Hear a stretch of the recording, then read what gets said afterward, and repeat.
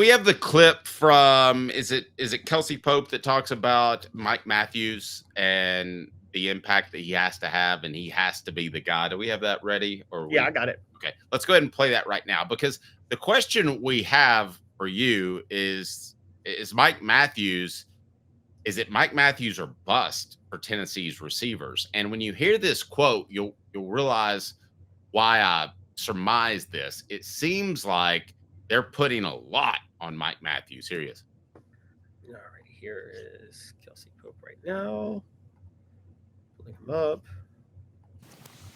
He's took a jump in just his day-to-day process. Like, he comes to work with a like mentality every day, like to want to get better.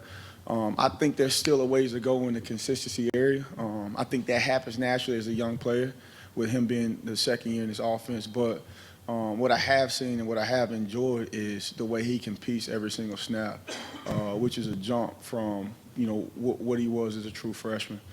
He's one we're going to count on. He's one we're going to expect a lot from. And he's one that's going to meet the standard every single day. He's done.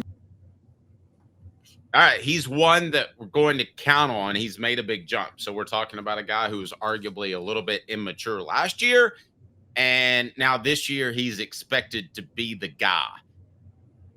This, to me, could go south in a lot of different ways if he's not able to handle the pressure, if he doesn't play at a high level early, if he still has some of that immaturity. And I don't know who the answer is elsewhere. I mean, last season, if you would have told me that Brew McCoy is not going to be explosive, which he wasn't, I would have said they could go with Squirrel White or Chris Brazzell. Well, you still have Brazzell, but the point being is, Caleb, I don't think the receiver room is as deep as it was a year ago. So what happens if Mike Matthews isn't ready? You may have a real problem.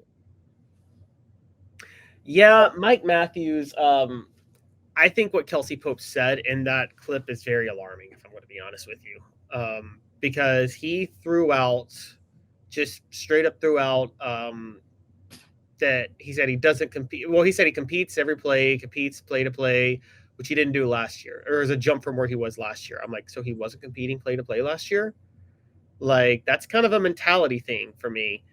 And I'm wondering, you're right, like if he's not getting a lot of catches early, is he going to just start taking plays off? And I mean, that's a real problem. And Mike Matthews, I think this offense needs Mike Matthews.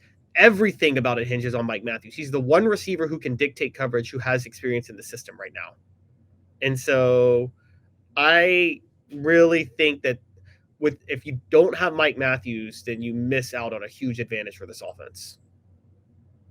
Wow. But what if he just turns an ankle? I mean, what if he just gets hurt? Oh, I know. I think you're in trouble. Now you can still adjust. I mean, last year Brew McCoy was slow when Tennessee adjusted and went 12 personnel, as we talked about. But I think if Mike Matthews, so you could still be fine. But for the offense to take that step that everybody wants it to see from 2022, Mike Matthews has to be fast, and Mike Matthews has to be key, and he's got to be able to dictate coverage. Again, they had an idea that Brew McCoy wasn't going to be as explosive as the previous season. I mean, they had to see that in preseason camp. You're putting an awful lot on an underclassman here who's a sophomore who barely played. And it's one thing to say you're going to do that with Peyton Lewis because you have a Deshaun Bishop and you only have one position, running back, to fill. It's another thing entirely to think that Mike Matthews is your answer. And he showed both immaturity last year with not being consistent, which Kelsey Pope just alluded to. He showed immaturity with going and getting more money, in my opinion, out of the NIL portal fund and coming back. I don't know that this is the guy, and I don't know Mike Matthews really well yet. He hasn't talked to the media a lot, but I've got concerns that he's ready to be saddled up with this type of responsibility. Yeah, I do too. And that's based on what Kelsey Pope said. But he's got some guts. He held out for more money this year. You know, we know that he flirted with the transfer portal over. We agree he flirted with the transfer portal over money, not because he was frustrated about playing time, right? Well, I mean, just rank them all together if you want. But yes, probably money. Right. So I get the feeling that anybody, I mean, when we have these money or playing time conversations, Caleb, if I said I'm going to start paying you $1 million a year, but you're not going to be on the show as much, you're probably okay with it. Yes. Yeah. No, I mean, and I know I'm talking in extremes, but if you went to Mike Matthews and said, this year may not be your year, but we're going to give you more cash to help soothe the pain, I'd say he's okay with it. Probably. Mike has to show. There's a couple of red flags on this. The first is, well, the second, Kelsey Pope saying what he said is the second. The first is when Nico kind of snitched on his own receivers when he said Boo Carter, brings in that, when he said Boo Carter working out with the receivers brings that like moxie and that extra umph to the group. And it's like, does nobody on the wide receiver core have that umph? You know what I mean? You kind of want a diva mentality on your receivers, don't you? You want a couple of them to be like, I need the ball. Do you think they're soft? I think they're content. And I think they willingly shut off if they aren't getting the ball.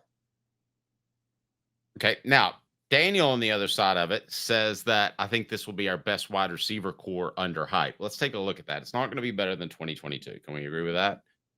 Tillman goes down. McCoy's a player. Jalen Hott wins a Blitnikoff Award. Squirrel's an up-and-comer. So I'm not willing to go that far. But I will say this. I think that this group could be the most productive in terms of efficiency because they'll settle on 3. I don't think there are a lot of other options, Caleb. I think there's a chance it could be the best receiving core. Now, let me break down why. How?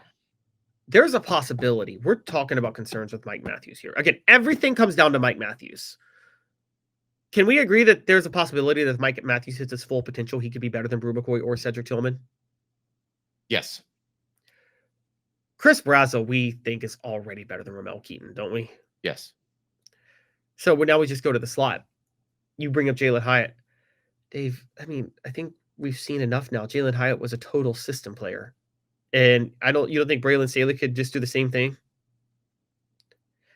There's part of me that wants to agree with you, Caleb, because Jalen Hyatt hasn't done great things in the NFL. There's another part of me that says, man, he really worked the system well. He did, but he worked the system well the way Marcus Nash worked the system well in 1997.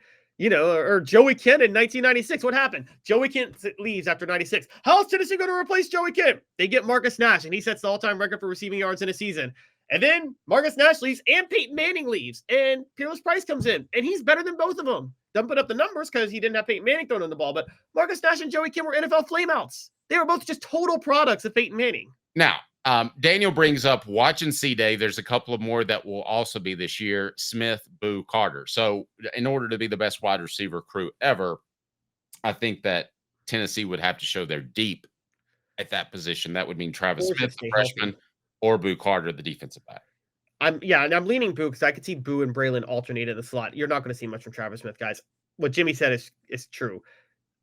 Heupel prefers for receivers to have a year in his system, because they actually because of the reads they have to make. When Heupel took over at Tennessee in 2021, it was a lot easier for him to install things because Cedric Tillman was a veteran.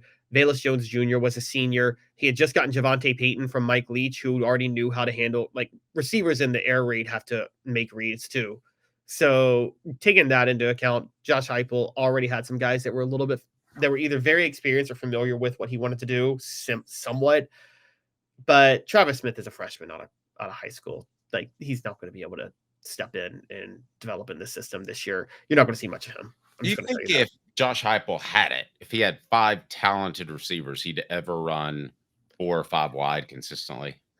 No. I think the only reason he tampered with that last year is because of the injuries. But I think Josh Heupel takes the Lane Kiffin approach, the David Cutcliffe approach of, I got a go-to wideout, a go-to slot guy, and a complimentary wideout. That's it. And I think that's because that's exactly what I mean. Dave, what's the last team you've covered ever with an elite passing game that went 5 deep at receiver? Oh, well, I mean, never happened. No, I guess not. But yeah, that's I don't know. It's a little. You saying they had that much talent, or they used that much talent? Because Dante Stallworth was sitting the bench, in 98, 99? mean, Yes, but wait, in 98, they threw to, what was it? Peerless Price, Cedric Wilson, Jermaine Copeland. That was it. Nobody else. right, but it doesn't mean they couldn't have gone deeper. No, I'm not saying could have. I'm saying that they chose not to.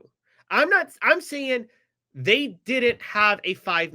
I'm not saying a team that went 5 deep like they could go 5 deep. I'm saying a team, Dave, that had anything more than a 3-man rotation at receiver. What's the last elite passing game you covered? Passing Well, I don't think there is one, but I think history proved that they could go deeper. Yes, but the question is, should they? And I don't think Josh Heupel would ever want to, because you shouldn't. So look, I think you go 3 deep. I mean, Dave, what have I talked about all the time? You cover the 05 to 06. Everybody talks about David Cutcliffe turning around Eric Ainge's career, right? Yes. Do you not agree that is that he shortened the receiver rotation? I agree. Yeah. Robert Meacham, he said that's the guy you're going to throw to every single time. And if he's not there, look for Jason Swain and then look for Brett Smith. Okay. Yeah. Daniel says, great point on Heupel's approach with wide receivers, Caleb. You've convinced me with Smith, but Boo will be productive. Well, do we treat Boo as a second-year player, or do we treat Boo as a first-year freshman, first-year receiver? Because if we treat him as a first-year receiver, he's not going to have an impact. If we treat him as a second-year player, he's got a shot under Heupel. I think because he's been guarding receivers, we'll go 1.5 year. First, he's got a half-year experience. Because by guarding the receivers every day in practice, Dave, you probably have some familiarity with what they're expected to do to a certain degree. Yes. And Steve says, don't sleep on Amari Jefferson. Steve, here's my concern with Jefferson. He's got the hip injury, and they said he's going to be ready by the beginning of the season. We have been fibbed to about that before, Caleb, so I'm not buying that until I see him run out on the field. Yeah, I think Amari Jefferson is I think he's going to end up being a very good player at Tennessee. I just don't think that'll be this year. I think this year they're going to. I'll go ahead and go on record. And if anybody wants to write this down and challenge me in a year and a half, I think he's going to be the star of this offense at slot, but it's not this year. Yes, I'm on that too. And by the way, he could play the other he could play wide out too, even though he's only 6 feet if he wanted to. Yeah, I stood next to him and it felt like a slot to me. So I'm going to lean in that direction. But, I mean, certainly he could be bigger. You stand next to Brew or Cedric Tillman, you're like, these guys are huge. Yeah. No, I could see that. So I think they want somebody slightly bigger.